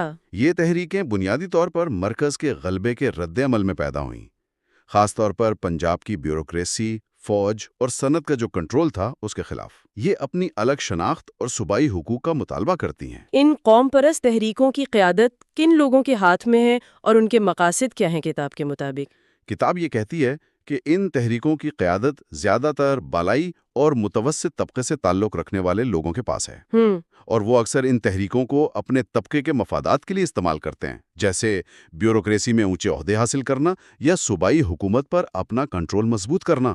عوام کو متحرک ضرور کرتے ہیں، لیکن اکثر اپنے خاص مقاصد کے لیے۔ کیا ان تحریکوں نے عوام کے جو بنیادی مسائل ہیں ان پر بھی توجہ دی؟ مصنف کا تجزیہ یہ ہے کہ انہوں نے طبقاتی مسئلوں کو ایک طرف رکھ دیا۔ اچھا۔ جی، اور اس کی جگہ ثقافتی چیزوں کو، روایتوں کو استعمال کیا۔ خاص طور پر ان اداروں کو فروغ دیا جو بالائی طبقے، خاص کر جاگیردار طبقے کے مفاد میں تھے۔ مثلاً پیر پرستی، مزار کلچر، ہیرو پرستی، جاگیردارانہ قدریں، ان چیزوں کو قوم پرستی کی علامت بنا کر پیش کیا گیا۔ تو اس سے کیا ہوا؟ اس سے یہ تحریکیں ایک طرح سے رجت پسند یا ریاکشنری ہو گئیں۔ رجت پسند سے کیا مراد ہے یہاں؟ ذرا وضاحت کریں گے؟ اس سے مراد یہ ہے کہ یہ تحریکیں سماج کو آگے لے جانے یا طبقاتی شعور بیدار کرنے کے بجائے ماضی کی روایتوں اور جاگیردارانہ ڈھانچے کو مزید مضبوط کرتی ہیں۔ عوام کے جو اصل مسائل ہیں، غربت، بھوک، ناخواندگی، وہ ان کے ایجنڈے پر نہیں ہوتے۔ یعنی جاگیردار طبقے کے خلاف آواز نہیں اٹھائی جاتی؟ نہیں، ان کے خلاف نعرہ نہیں لگتا۔ یہ تحریکیں اکثر بحرانوں کے دوران زیادہ نظر آتی ہیں اور بعض اوقات خود بھی بحران پیدا کرنے کا سبب بنتی ہیں۔ تو مصنف کے خیال میں پاکستان میں قومیتوں کے درمیان اصل جھگڑا ثقافتی ہے یا معاشی؟ مصنف بہت واضح طور پر کہتے ہیں کہ بنیاد معاشی ہے۔ پنجاب کے حکمران طبقے نے اپنے معاشی مفادات کے لیے چھوٹی قومیتوں کے وسائل پر کنٹرول کی کوشش کی، انہیں دبایا۔ لیکن مصنف ساتھ ہی یہ بھی خبردار کرتے ہیں کہ اس کا الزام پورے پنجاب کے عوام پر نہیں ڈالنا چاہیے۔ کیوں؟ اس سے کیا ہوگا؟ اگر ایسا کیا گیا تو پھر پنجابی قوم پرستی بھی شدت پکڑ سکتی ہے، جسے سنبھالنا مشکل ہو جائے گا۔ حکمت عملی یہ ہونی چاہیے کہ حکمران طبقے کو عوام سے الگ کر کے دیکھا جائے اور تمام مظلوم عوام، چاہے وہ کسی بھی قومیت سے ہوں، وہ متحد ہوں۔ یہ بہت دلچسپ نکتہ ہے۔ کیا مصنف سندھی قوم پرستی کے حوالے سے بھی کوئی مثال دیتے ہیں؟ جی، وہ کہتے ہیں کہ جس طرح پنجاب کے حکمران طبقے نے چھوٹی قومیتوں کا استحصال کیا، اگر سندھی قومی پرست تحریکیں بھی اپنی حدود میں موجود اقلیتوں کے ساتھ، مثال کے طور پر مہاجروں کے ساتھ، ویسا ہی سلوک کریں گی تو وہ بھی رد عمل میں اپنی الگ شناخت پر زور دیں گی، جیسا کہ MQM کی صورت میں ہوا۔ اچھا، اس سے پھر علیحدگی پسندی کے نعرے نکلتے ہیں، جیسے سندھو دیش یا مہاجر صوبہ کا مطالبہ۔ مصنف یہاں برازیلی مفکر پاولو فریرے کا حوالہ دیتے ہیں کہ ہر مظلوم کے اندر ایک ظالم چھپا ہوتا ہے۔ جب تک یہ رویہ ختم نہیں ہوتا، اقلیتوں کو انصاف ملنا مشکل ہے۔ تو پھر حل کیا ہے؟ اگر حکمران طبقے سے امید نہیں رکھی جا سکتی تو؟ مصنف کے نزدیک چونکہ حکمران طبقوں کے مفاد میں ہی یہ غیر مساوی ترقی ہے، ان سے حل کی امید رکھنا بیکار ہے۔ واحد راستہ ان کے خیال میں طبقاتی جدوجہد ہے۔ طبقاتی جدوجہد؟ جی، جہاں تمام قومیتوں کے مظلوم عوام اپنے مشترکہ معاشی مفادات کے لیے اکٹھے ہوں۔ یہ واقعی ایک ریڈیکل پرسپیکٹو ہے۔ اب ہم کتاب کے ایک اور بہت اہم حصے کی طرف آتے ہیں جو جمہوریت کے بارے میں ہے، ہماری جاگیردارانہ جمہوریت، یعنی آور فیوڈل ڈیموکریسی۔ یہاں مصنف کیا کہہ رہے ہیں؟ اس حصے میں ڈاکٹر مبارک علی پاکستانی معاشرے کے زوال کی ایک بڑی وجہ جاگیردارانہ نظام کو ٹھہراتے ہیں اور بتاتے ہیں کہ اس نے جمہوریت پر کیسے اثر ڈالا ہے۔ وہ تاریخی پس منظر بھی دیتے ہیں کہ پہلے مسلم حکمران اکثر مقامی لوگوں کو اقتدار میں شریک نہیں کرتے تھے، جس سے مسئلے پیدا ہوتے تھے۔ پھر 1947 کے بعد جو پرانے اور نئے جاگیردار تھے، انہیں سیاسی طاقت مل گئی اور انہوں نے اداروں کو اپنے فائدے کے لیے استعمال کیا۔ یعنی جمہوریت، جسے عام طور پر مسائل کا حل سمجھا جاتا ہے، وہ بھی یہاں ایک مسئلہ بن گئی۔ مصنف کی دلیل یہی ہے کہ پاکستان میں جمہوریت جاگیردار طبقے کے ہاتھ میں ایک اوزار یا آلہ بن گئی ہے۔ اچھا، کس طرح؟ جس کے ذریعے وہ اپنی جاگیردارانہ ثقافت اور قدروں کو مزید مضبوط کرتے ہیں۔ اس جاگیردارانہ جمہوریت کی ایک خاص پہچان ہے پیٹرنیج، یعنی سرپرستی کا نظام۔ یہ سرپرستی کا نظام کیسے کام کرتا ہے، ذرا سمجھائیں گے؟ دیکھیں، جو جاگیردار یا وڈیرا ہوتا ہے وہ اپنے علاقے میں سیاسی، سماجی، معاشی طاقت کا مرکز ہوتا ہے۔ ٹھیک ہے۔ لوگ اپنے چھوٹے بڑے کاموں کے لیے، نوکریوں کے لیے، تحفظ کے لیے اسی کی طرف دیکھتے ہیں۔ پھر جب وہ MNA یا MPA بن جاتا ہے تو اس کی طاقت اور بڑھ جاتی ہے۔ لوگ اپنے حقوق مانگنے کے بجائے اس سے سفارش یا نوازش کی امید رکھتے ہیں۔ اور منتخب نمائندے کیا کرتے ہیں؟ وہ بھی عوام کے مسائل حل کرنے پر اتنی توجہ نہیں دیتے جتنی اپنی مراعات بڑھانے پر، جیسے ترقیاتی فنڈز لینا جو پھر اکثر ذاتی مفاد کے لیے خرچ ہوتے ہیں۔ اس نظام کے معاشرے پر کیا اثرات ہوتے ہیں؟ بہت گہرے اثرات ہوتے ہیں۔ ایک تو عوام کا ریاستی اداروں پر سے اعتماد ختم ہو جاتا ہے۔ صحیح، وہ سرپرست کی مہربانی کو ہی اپنا حق سمجھنے لگتے ہیں۔ قابلیت، محنت کی قدر نہیں رہتی، چاپلوسی اور تعلقات زیادہ اہم ہو جاتے ہیں۔ اور کرپشن تو پھر عام ہو جاتی ہے، اور یہ جو وی آئی پی اور وی آئی پی کلچر ہے، یہ بھی اسی ذہنیت کی عکاسی ہے جو برابری کے اصول کے بالکل خلاف ہے۔ اور قانون سازی پر اس کا کیا اثر پڑتا ہے؟ اثر یہ پڑتا ہے کہ چونکہ اسمبلیوں میں اکثریت اسی جاگیردار طبقے کی ہوتی ہے، وہ ایسے قانون بناتے ہیں جو سٹیٹس کو یعنی جو حالات ہیں انہیں برقرار رکھیں۔ وہ جدیدیت یا سماجی تبدیلی کی راہ میں رکاوٹ بنتے ہیں۔ ایسی جمہوریت میں اکثریت کی حکمرانی بعض اوقات جو روشن خیال لوگ ہیں یا اقلیتی گروہ ہیں ان کے لیے خوفناک بن جاتی ہے۔ کوئی مثال؟ مصنف نے احمدیوں کو غیر مسلم قرار دینے والے قانون کی مثال دی ہے، یا شریعت قوانین کے نفاذ کی، کہ کس طرح پارلیمانی اکثریت کو ایسے مقاصد کے لیے استعمال کیا گیا ہے۔ کیا اس نظام کے کوئی اور منفی پہلو بھی کتاب میں بتائے گئے ہیں؟ جی، مصنف نشاندہی کرتے ہیں کہ جب جاگیردارانہ ذہنیت ادالوں پر چھا جاتی ہے تو خواتین کے خلاف جرائم بڑھتے ہیں، سیاسی عدم برداشت عام ہو جاتی ہے، مخالفین کو دبانے کے لیے ریاستی طاقت کا غلط استعمال ہوتا ہے، انتقامی کارروائیاں ایک پالیسی بن جاتی ہیں۔ تو اس سارے تجزیے کا خلاصہ کیا ہے؟ نچوڑ کیا ہے؟ خلاصہ یہ ہے کہ کسی پسماندہ جاگیردارانہ معاشرے میں آپ صرف مغربی طرز کی جمہوریت نافذ کر دیں تو اس سے مسائل حل نہیں ہوتے، بلکہ اگر بنیادی سماجی اور معاشی ڈھانچہ نہ بدلا جائے، خاص طور پر جاگیردارانہ نظام ختم نہ کیا جائے، تو یہ نظام الٹا زیادہ جابرانہ شکل اختیار کر سکتا ہے۔ تو پھر تبدیلی کیسے آئے گی؟ حقیقی تبدیلی کے لیے وسائل کی منصفانہ تقسیم اور تمام شہریوں کی بامانی سیاسی شرکت ضروری ہے، صرف انتخابات کرا دینا کافی نہیں۔ یہ واقعی بہت گہری باتیں ہیں، آج سوچنے پر مجبور کرتی ہیں۔ آئیے اب ایک اور دلچسپ موضوع کی طرف چلتے ہیں جو کتاب میں شامل ہے، ہیرو اور ہیرو پرستی، یعنی ہیرو اینڈ ہیرو ورشپ۔ اس کے بھی کئی پہلوؤں پر بات ہوئی ہے۔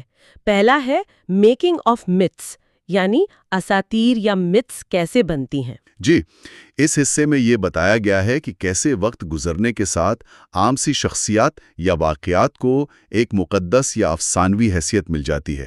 اچھا۔ مثال دی ہے جیسے مسیحیت میں صلیب کا نشان ہے یا کنواری مریم کا تصور ہے۔ یہ شروع میں شاید اتنے اہم نہیں تھے جتنے بعد میں ہو گئے۔ اور برصغیر سے کوئی مثال؟ خواجہ معین الدین اجمیری کی مثال دی ہے کہ وہ اپنی وفات کے کافی عرصے بعد تک نسبتاً کم جانے جاتے تھے۔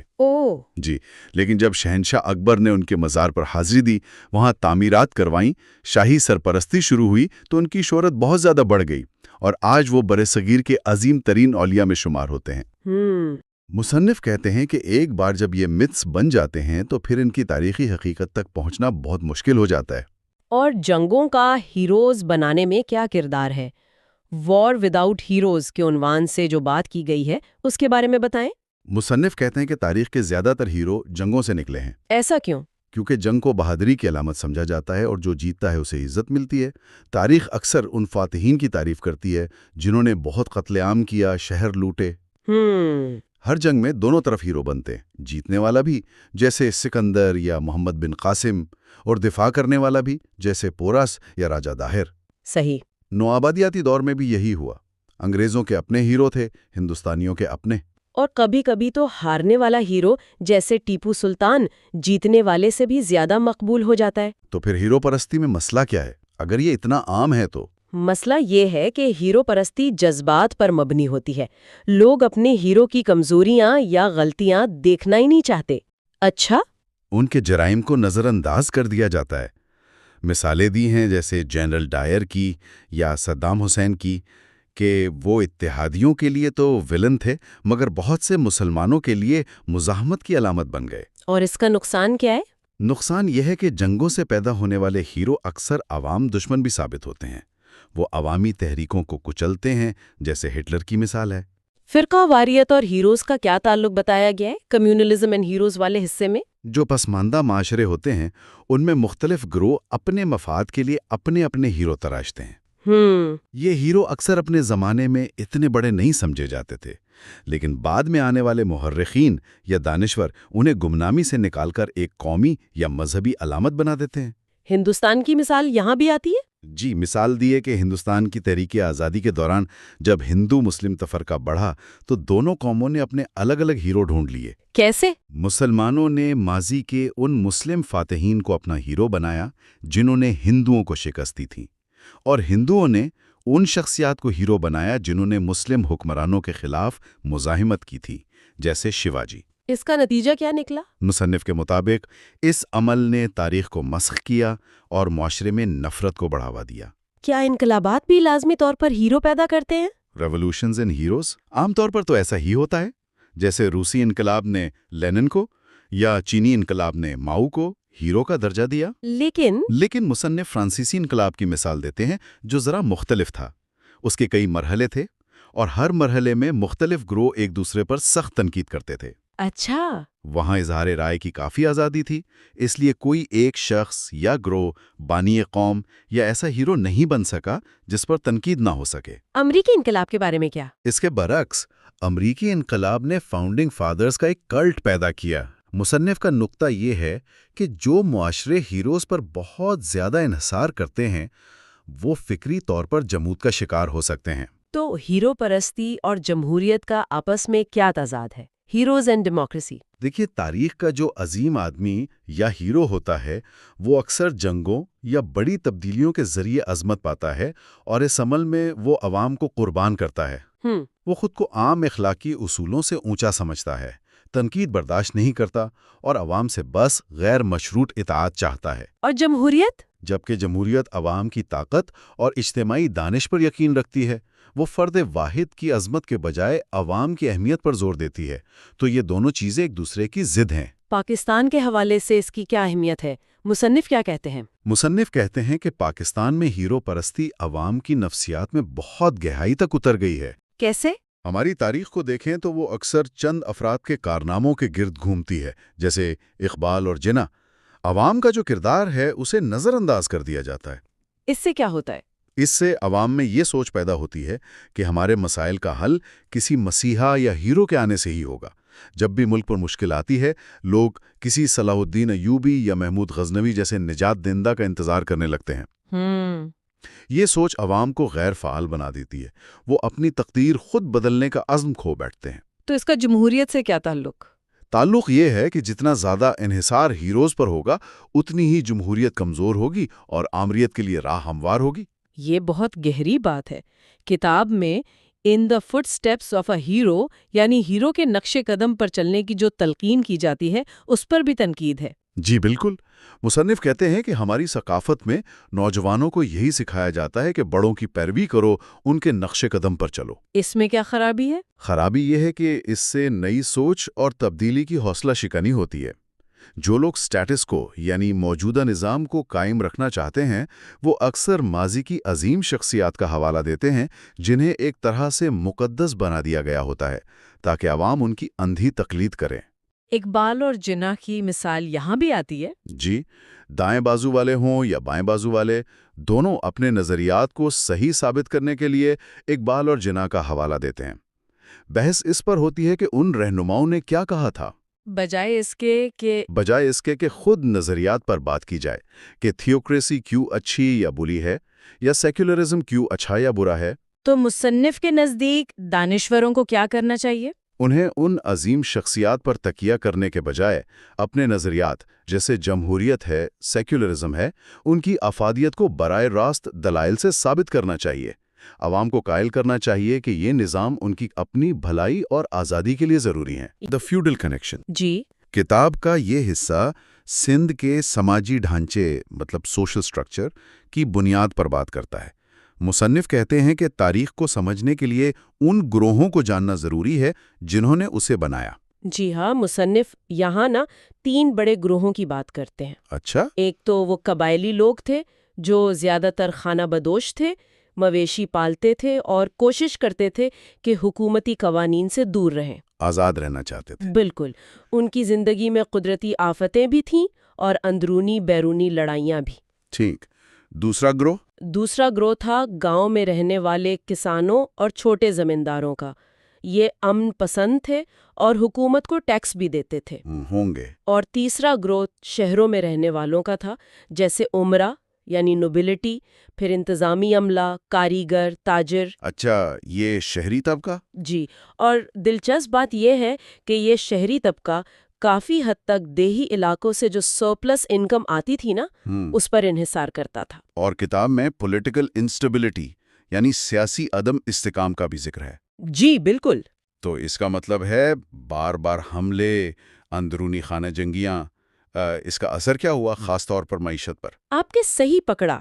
یہ پولیٹیکل انسٹیبلٹی اور خراب لا اینڈ آرڈر صورتحال یہ سندھ کی معاشی ترقی میں بہت بڑی رکاوٹ تھی. ہوں گے. صنعتیں تو بس بنیادی سطح پر ہی رہیں، تجارت بھی پھل پھول نہ سکی. کیوں؟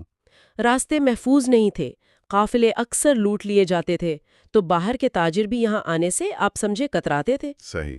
ایک اور اہم بات مصنف بتاتے ہیں. وہ کہتے ہیں کہ حکومتیں تو بدلتی رہیں، لیکن نیچے کی سطح پر جو انتظامیہ تھی، جو محصول وصول کرنے والے تھے، وہ اکثر وہی رہتے تھے. اچھا، تو گاؤں والوں کو پتہ بھی نہیں چلتا تھا کہ حکمران بدل گیا؟ اکثر نہیں، بالکل. ان کی زندگی میں کوئی خاص فرق نہیں آتا تھا. یہ بات بھی تو اہم ہے کہ حکمران طبقے نے مقامی لوگوں سے فاصلہ رکھا، باہر کے کلچر کو فروغ دیا. کیا اس سے نسل پرستی یعنی ریشل پریجوڈس کو بھی ہوا ملی؟ یقیناً. مصنف بتاتے ہیں کہ باہر سے آنے والے حکمران جیسے سید، مغل، پٹھان یہ خود کو مقامی قبیلوں سے اونچا سمجھتے تھے. لیکن سب سے اہم بات جو مصنف کا مرکزی نقطہ ہے وہ یہ ہے کہ سندھ عرب دور سے لے کر تالپوروں تک بنیادی طور پر ایک جاگیردارانہ معاشرہ، ایک فیوڈل سوسائٹی رہا ہے. اور یہ طبقہ بہت طاقتور رہا. بہت زیادہ. انہوں نے کمال یہ کیا کہ ہر آنے والے حکمران، ہر حملہ آور سے کسی نہ کسی طرح سمجھوتا کر لیا، اپنی پوزیشن بچا لی. لیکن اس کا نقصان معاشرے کو ہوا. سب سے بڑا نقصان معاشرہ جمود کا شکار ہو گیا، اسٹیگنیشن آ گئی، عوام غریب، جاہل، بیمار، عدم تحفظ کا شکار. اور پھر وہ مسائل سے بچنے کے لیے کہاں جاتے تھے؟ تصوف میں، مسٹزم میں پناہ لیتے. اور مصنف کہتے ہیں کہ یہ آج بھی ہے. جی، مصنف کا المیہ یہی ہے کہ یہ جاگیردارانہ مائنڈ سیٹ آج بھی کسی نہ کسی شکل میں موجود ہے اور معاشرے کو پیچھے رکھے ہوئے ہے. یہ جاگیردارانہ نظام کی جڑیں واقعی بہت گہری ہیں، اور آپ نے کہا کہ یہ طبقہ ہر حکمران سے تعاون کرتا رہا. جی. تو یہ ہمیں اگلے حصے کی طرف لے جاتا ہے، chapter Sindh under foreign rule. یہاں مصنف اسی کولیبوریشن کے پہلو کو اور گہرائی سے دیکھتے ہیں. کتاب کہتی ہے سندھ نے خود تو کبھی حملہ نہیں کیا، لیکن ہمیشہ باہر والوں کی نظر اس پر رہی. جی، اس کی وجہ سندھ کی دولت اور اس کی اسٹریٹجک لوکیشن بتائی جاتی ہے. لیکن اس باب کا ایک اہم پہلو ہے حملہ آوروں کے ساتھ تعاون کرنے والے گروہ، کولیبوریٹرز. اچھا، ان کا تجزیہ کیا ہے؟ مصنف دو طرح کے کولیبوریٹرز کی بات کرتے ہیں. ایک تو وہ گروہ تھے سماجی، سیاسی یا مذہبی جو اس وقت کی حکومت سے تنگ تھے، مظلوم تھے اور تبدیلی چاہتے تھے. ٹھیک. اور دوسرے تھے وہ طاقتور لوگ، خاص طور پر جاگیردار اور عمرہ، جو صرف اپنی حیثیت اور جائیداد بچانے کے لیے وفاداری بدل لیتے تھے، کسی بھی نئی طاقت سے مل جاتے تھے. عرب فتح کی مثال دی گئی ہے اس سلسلے میں. ہاں، بہت واضح مثال ہے کہ کیسے کچھ برہمنوں اور قبائلی سرداروں نے عربوں کا ساتھ دیا. اور عربوں کے آنے سے کیا ہوا؟ معاشرہ تقسیم ہو گیا. بالکل. فاتح یعنی غیر ملکی اور مفتوح یعنی مقامی. اور عربی زبان اور کلچر کو سرکاری سرپرستی ملی، جس سے مقامی زبان اور ثقافت پر ظاہر ہے منفی اثر پڑا، وہ دب گئیں. اور یہ بات بھی دلچسپ ہے کہ عربوں کے بعد جو مقامی حکومتیں آئیں، سمرا اور سما، جی، انہوں نے بھی خود کو عرب نسل سے جوڑا. ہاں، یہ ایک عجیب بات ہے. شاید اپنی لیجیٹیمیسی بڑھانے کے لیے. یہ اس وقت مقامی ثقافت پر بیرونی اثرات کی شاید شدت دکھاتا ہے. پھر ارگون ترخان آئے تو وسطی ایشیائی اثرات بڑھ گئے، فارسی سرکاری زبان بن گئی. تو یہ سلسلہ چلتا رہا، باہر سے لوگ آتے رہے، حکمران طبقے کا حصہ بنتے رہے. جی، علماء، صوفیاء، امراء، اور وہ مقامی لوگوں سے الگ تھلگ رہتے تھے، اپنی ثقافتی برتری قائم رکھتے تھے. یعنی رہن سہن، لباس، خوراک، زبان، سب میں فرق. بالکل. فارسی میں ادب لکھا گیا، لیکن وہ نہ ایران میں مقبول ہوا نہ سندھ میں، کیونکہ وہ یہاں کی زبان نہیں تھی. تو کیا اس مسلسل غیر ملکی تسلط اور مقامی کولیبوریٹرز کی وجہ سے سندھی معاشرے کی اجتماعی مزاحمت کمزور پڑ گئی؟ یہی ہے.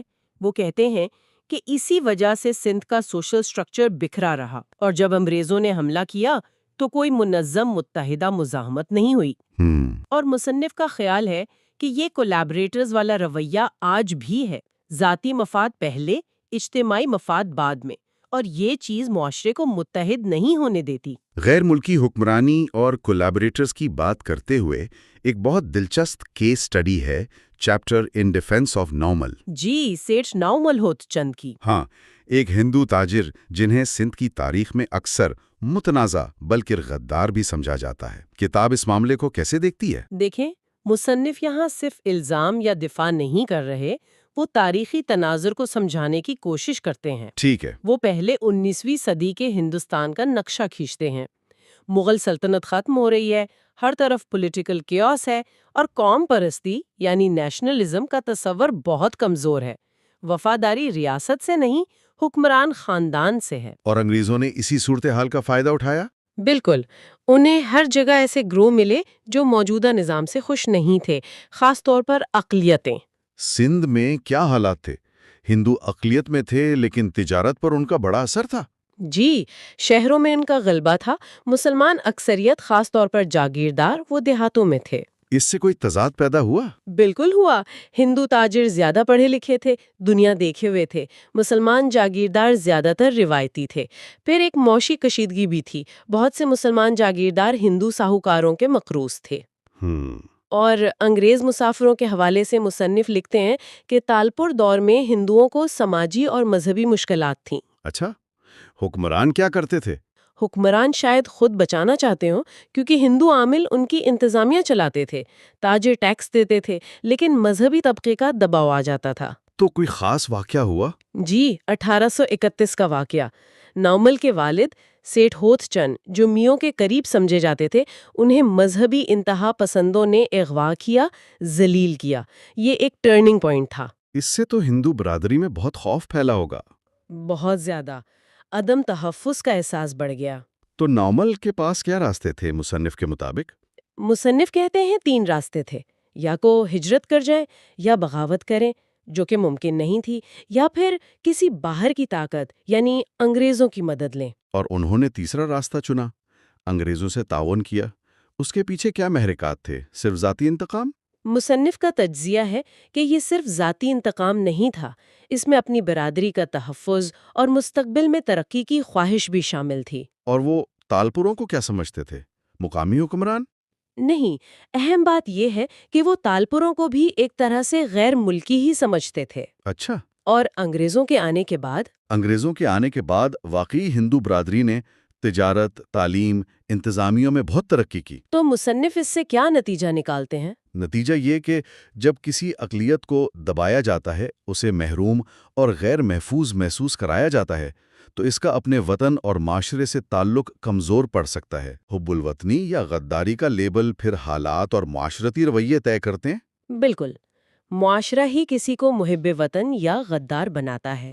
یہ اقلیت اور اکثریت کے تعلقات اور مفادات کا ٹکراؤ، یہ ہمیں اگلے باب کی طرف لاتا ہے۔ Chapter separation of Sindh from Bombay presidency. جی، سندھ کو بمبئی سے الگ کرنے کی تحریک۔ یہ بظاہر تو انتظامی معاملہ لگتا ہے، لیکن کتاب اسے کن گہرے تضادات سے جوڑتی ہے۔ یہ معاملہ شروع ہوا 1847 میں، جب سندھ کو بامبے پریزیڈنسی میں شامل کیا گیا۔ شروع میں پنجاب سے جوڑنے کی بات بھی ہوئی، لیکن وہ نہیں ہوا۔ دلچسپ بات یہ ہے کہ 1924 تک سندھ کی علیحدگی کا مطالبہ ہندو اور مسلمان دونوں طرف سے ہوتا تھا۔ دونوں چاہتے تھے؟ جی، لیکن جیسے ہی مسلم لیگ نے اسے اپنے پلیٹ فارم سے اٹھایا نا، تو یہ مسئلہ فرقہ وارانہ بن گیا، اور 1928 تک ہندو رہنما اس کی مخالفت کرنے لگے۔ تو کیا یہ واقعی ایک مذہبی مسئلہ تھا یا اس کے پیچھے معاشی اور سیاسی مفادات تھے؟ مصنف کا تجزیہ یہی ہے کہ یہ بنیادی طور پر معاشی اور سیاسی طاقت کی جنگ تھی۔ ایری کاروباری طبقہ تھا، برجوازی، جن کے معاشی مفادات اکثر دیہی جاگیرداروں سے ٹکراتے تھے۔ تو ہندوؤں کو کیا ڈر تھا؟ انہیں ڈر تھا کہ مسلم اکثریتی صوبے میں جاگیردار طبقہ قانون بنا کر ان کے تجارتی اور مالیاتی مفادات کو نقصان پہنچائے گا۔ اور سائمن کمیشن نے بھی کچھ نوٹ کیا؟ جی، سائمن کمیشن نے بھی نوٹ کیا کہ یہ مطالبہ سندھی عوام عوام سے زیادہ ہندوستان بھر کے مسلم رہنماؤں کا ہے۔ اسی دوران سندھی مسلمان تعلیمی یافتہ طبقہ بھی علیحدگی کی حمایت کر رہا تھا؟ ہاں، جو زیادہ تر جاگیردار گھرانوں سے تھے، جیسے سر شاہ نواز بھٹو، جی ایم سید، ایوب کھوڑو، انہیں اسمبلی میں سیٹوں اور سیاسی مواقع کی امید تھی۔ اور ہندوؤں کے دلائل کیا تھے مخالفت میں؟ وہ کہتے تھے کہ ہم انتظامیہ، تعلیم، تجارت، بینکنگ میں اہم کردار ادا کر رہے ہیں۔ علیحدگی سے سندھ کمزور ہوگا، ٹیکس بڑھیں گے اور جاگیرداروں کا غلبہ سندھ کی ماڈرنائزیشن کو روکے گا۔ لیکن آخرکار 1936 میں سندھ الگ صوبہ بن گیا۔ جی، بن گیا۔ مصنف اس فیصلے کو کیسے دیکھتے ہیں؟ کیا یہ اکثریت کی اقلیت پر فتح تھی؟ مصنف اسے صرف اکثریت کی فتح نہیں مانتے، وہ اسے زیادہ بنیادی طور پر دیہی جاگیردارانہ طاقتوں کی شہری کاروباری طبقے پر فتح قرار دیتے ہیں۔ اچھا۔ ان کے مطابق اس فیصلے نے سندھ میں جاگیردارانہ نظام کو اور مضبوط کیا، اور آگے چل کر پاکستان تحریک کو بھی اس سے مدد ملی، کیونکہ سندھی جاگیردار ہندو ساہوکاروں کے معاشی اثر سے نکلنا چاہتے تھے۔ قوم پرستی کا ذکر بار بار آ رہا ہے، اگلا باب اسی پر ہے، chapter Sindh, the changing faces of nationalism. جی، مصنف کہتے ہیں کہ قوم پرستی کوئی جامد چیز نہیں، بلکہ مفادات اور حالات کے ساتھ بدلتی رہتی ہے۔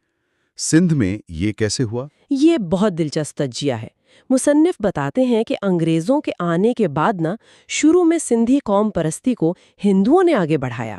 ہندوؤں نے؟ کیوں؟ کیونکہ انگریز راج میں وہ محفوظ ہو گئے، تجارت میں ترقی کی، شہروں جیسے حیدرآباد، شکارپور پر ان کا ثقافتی اور معاشی غلبہ ہو گیا۔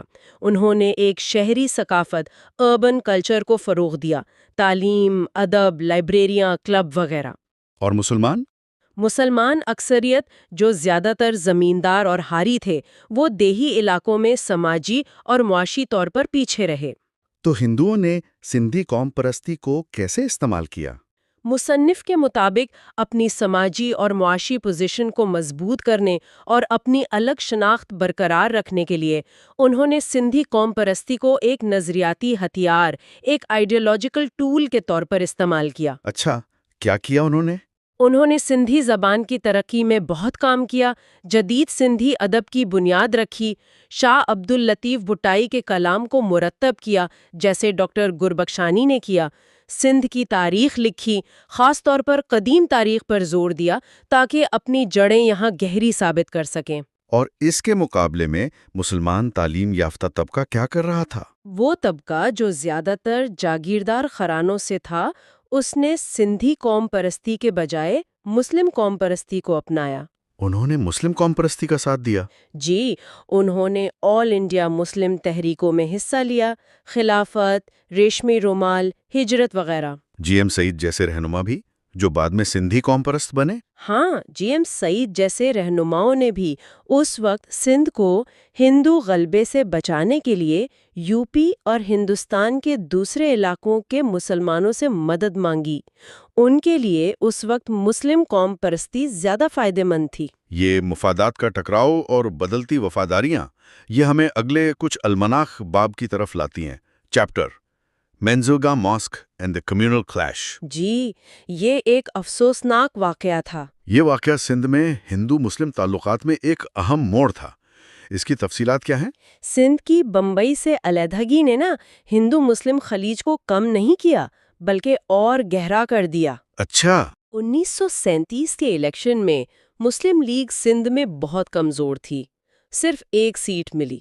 حکومت بنی سندھ اتحاد پارٹی کی ہندو اراکین کی مدد سے۔ تو مسلم لیگ کے رہنماؤں نے کیا کیا؟ لیگ کے رہنما جیسے عبداللہ ہارون، جی ایم سید، ایوب کھوڑو انہیں اپنی سیاست چمکانے اور اللہ بخش سومرو کی حکومت پر دباؤ ڈالنے کے لیے کوئی ایشو چاہیے تھا۔ اور وہ ایشو انہیں مل گیا؟ ہاں، سکھر کی منزل گاہ مسجد کے تنازع میں، جو ایک مندر کے قریب تھی۔ اس مسجد کا پس منظر کیا تھا اور تنازع کیا تھا؟ یہ مسجد مغل دور میں میر معصوم بکھری نے بنوائی تھی، وقت کے ساتھ غیر آباد ہو گئی۔ انگریزوں نے کچھ عرصہ دفتر کے طور پر استعمال کیا، پھر مسلمانوں کو دے دی۔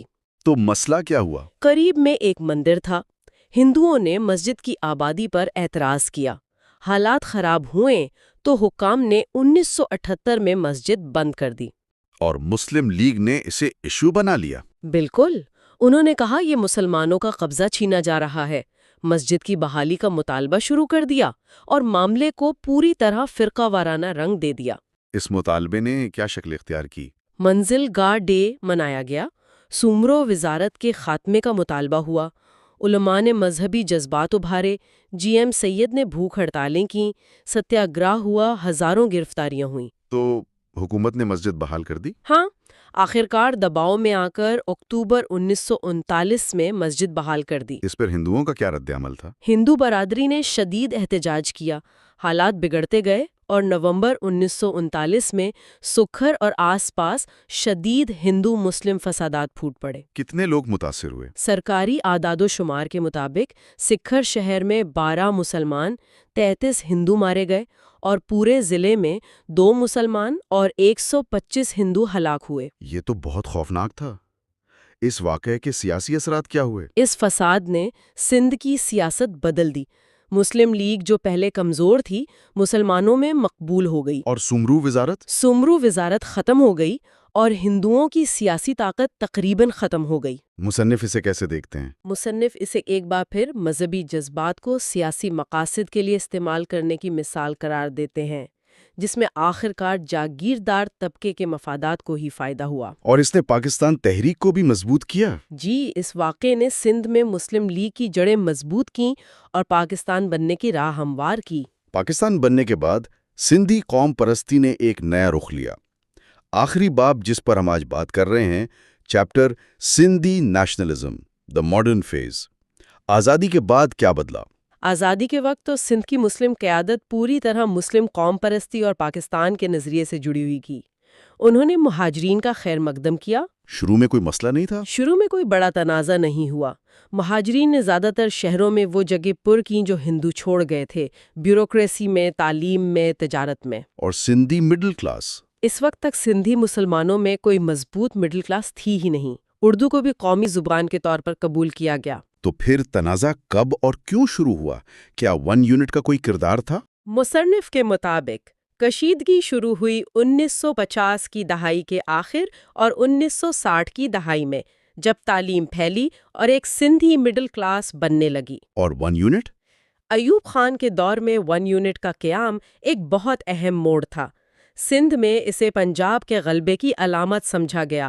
اس کے خلاف شدید رد عمل ہوا۔ اور اس رد عمل سے کیا نکلا؟ اسی اینٹی 1 یونٹ تحریک نے جدید سندھی قوم پرستی کو جنم دیا، جس میں دانشور، ادیب، شاعر، طلباء آگے آئے۔ مہاجر آبادی کا کیا رد عمل تھا؟ مہاجر آبادی زیادہ تر اس تحریک سے الگ رہی، جس سے سندھی بولنے والوں اور اردو بولنے والوں کے مفادات کا فرق واضح ہو گیا۔ 1 یونٹ ختم ہونے کے بعد اس کے بعد سندھی قوم پرستوں نے اپنی الگ ثقافتی اور تاریخی شناخت پر زور دینا شروع کیا۔ زبان پر زور دیا گیا؟ جی، سندھی ادیبوں نے، جو پہلے شاید اردو یا فارسی میں لکھتے تھے، اپنی مادری زبان میں لکھنا شروع کیا۔ مسلم قوم پرستی کی جگہ ایک زیادہ سیکولر، ریاستی سندھی قوم پرستی نے لے لی۔ اور شاہ لطیف؟ شاہ عبداللطیف بھٹائی کو سندھی ثقافت اور شناخت کی سب سے بڑی علامت بنا دیا گیا۔